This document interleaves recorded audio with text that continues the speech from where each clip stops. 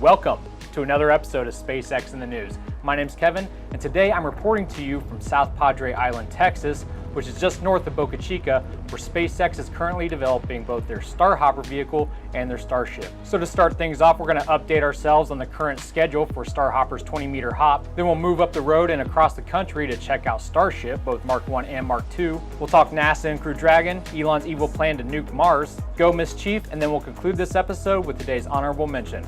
Let's get started.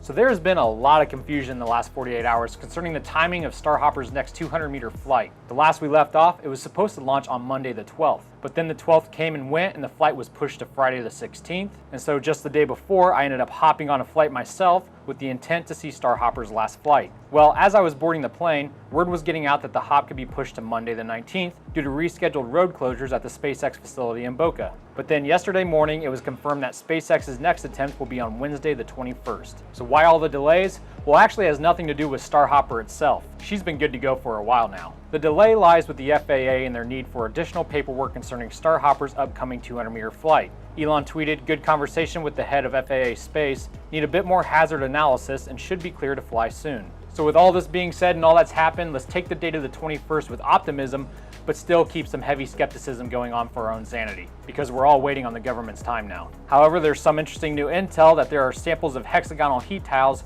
now placed on the lower portion of Hopper's hull. These most likely have something to do with the further testing of Starship's new heat shield design. And at least there are no delays going on with the production of Starship. Both the Mark 1 vehicle in Texas and the Mark 2 vehicle in Cocoa have started receiving their entered parts. Elon tweeted that the fairings are being stacked and pretty soon the tanks will too, and then they'll be adding control fins, engines, and landing gear. See, Elon wasn't kidding around when he said that Starship will be ready to fly by his presentation on the 24th. Furthermore, this video taken by Seymour Software shows a few interesting details. First, SpaceX has been clearing a path through the foliage, most likely to make way for Starship's transport to the Cape. Second, the hangar-looking structure is being tarped, and actually at the time of this recording, it has been fully tarped. And third, you may remember some extra rings we pointed out a few episodes back. Well, community members have measured Starship and determined that these extra sections are not needed and therefore most likely are going to be used for the Super Heavy booster. Since Elon claimed that Starship could be ready to do orbital flights by December, we can assume the Super Heavy booster consisting of approximately 20 Raptor engines could be completed in just 4 months from now. However, early 2020 is probably more likely. Elon tweeted that Starship, which aspires to be fully and immediately reusable in Super Heavy class, is a truly nutty rocket. And even though he's immersed in the Starship and Raptor design and build 7 days a week, it still doesn't feel real to him. It doesn't feel real to me either.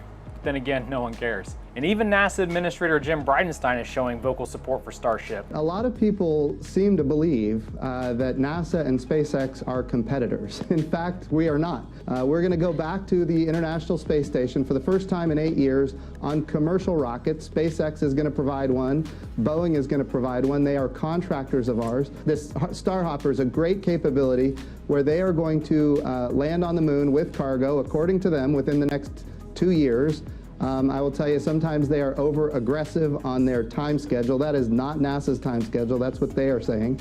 But at the same time, they are a great partner, as are our other partners, and we want them to be successful. Speaking of NASA, astronauts Doug and Bob have been captured undergoing evacuation tests from the Crew Dragon capsule on board of one of SpaceX's recovery ships. They will be the first American astronauts to ride in the vehicle to the International Space Station for the Demo 2 mission, which will probably take place early next year. First, SpaceX must perform an in-flight abort test of Crew Dragon, which is currently scheduled for mid-November. However, before that, several sources are saying that we will in fact most likely be seeing 2 Starlink missions launched to orbit. In other breaking news, Elon has turned supervillain and tweeted his intent to nuke Mars. The exclamation point there means he's super serious, with a follow-up middle finger to the planet that he will be producing t-shirts to support his evil agenda. First he wants to occupy it, then he wants to nuke it.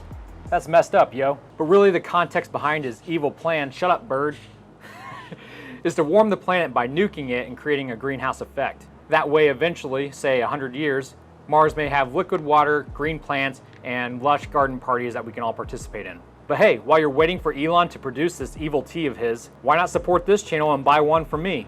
Link in the description below. Make me a billionaire too. I'll nuke Uranus. Moving on, allow me to quote the words of my dear hero and unliving legend, Bob Ross. Every happy tree needs a friend. Well, now the fairing-catching ship Go Miss Tree has one too. The SpaceX vessel Go Miss Chief has parked her big butt right next to her twin off the Cape Coast. And now that Tree has proven fairing catching possible with 2 catches in a row, both ships will now attempt to catch both fairing halves from now on.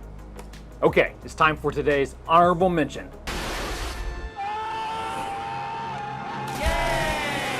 Virgin Galactic.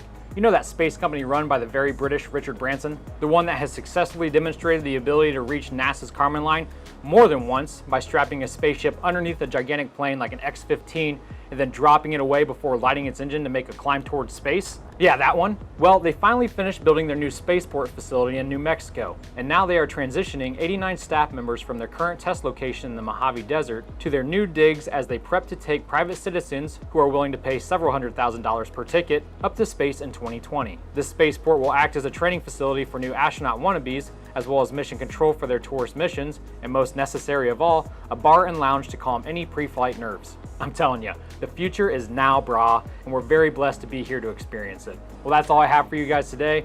Thank you so much for dropping in on my misadventure to Boca. I'll include the footage that I take here in my next episode. Many thanks to my Patreon members who support this channel that equip me with the funds necessary to run it. And if you too would like to support this channel and get some behind the scenes video of this ugly mug, check out the link in the description below. Thank you so much for watching.